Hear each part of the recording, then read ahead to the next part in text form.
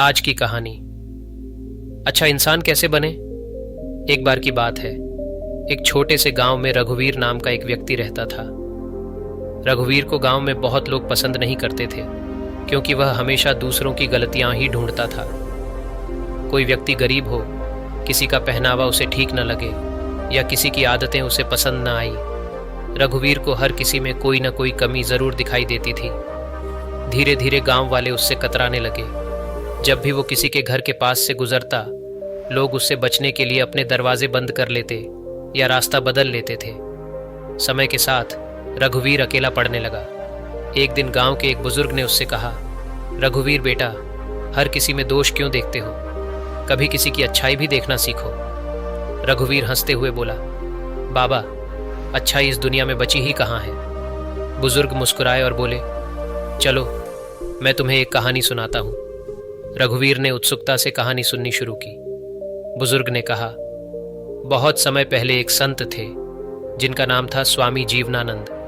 वह भी तुम जैसे ही थे, जो हर किसी में दोष ही देखा करते थे। एक दिन उनके गुरु ने उन्हें कहा, तुम्हें अपनी सोच बदलनी होगी। अगले 7 दिन तक हर किसी में केवल अच्छाई देखनी होगी, चाहे सामने वाला व्यक्ति कितना भी बुरा क्यों ना हो। 7 दिन के बाद आकर बताना कि तुमने क्या सीखा। स्वामी जीवनानंद को अपने गुरु की बात माननी पड़ी। अगले दिन ही उन्हें एक गरीब किसान मिला, जो अपनी पत्नी से ऊंची आवाज में बात कर रहा था।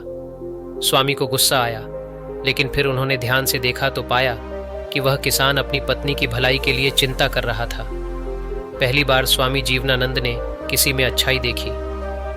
अगले दिन स्वामी एक व्यापारी से मिले, जो बेहद लालची था, मगर गहराई से देखने पर उन्होंने पाया कि वह व्यापारी अपने परिवार के लिए सुख सुविधाएं जुटाने का प्रयास कर रहा था। दिन ब दिन स्वामी जीवनानंद हर व्यक्ति में अच्छाई देखने लगे और उनके मन का बोझ हल्का होता चला गया। 7 दिन बाद स्वामी जीवनानंद अपने गुरु के पास लौटे और उनके चरणों में गिर पड़े। उन्होंने कहा, गुरुजी, अब मैं समझ गया कि हर किसी में अच्छाई होती है, बस हमारी नज़र ही उसे देखने में चूक जाती है। ये कहानी सुनकर रघुवीर सोच में डूब गया। उसे एहसास हुआ कि वह भी स्वामी जीवनानंद की तरह ही दुनिया को देखता था।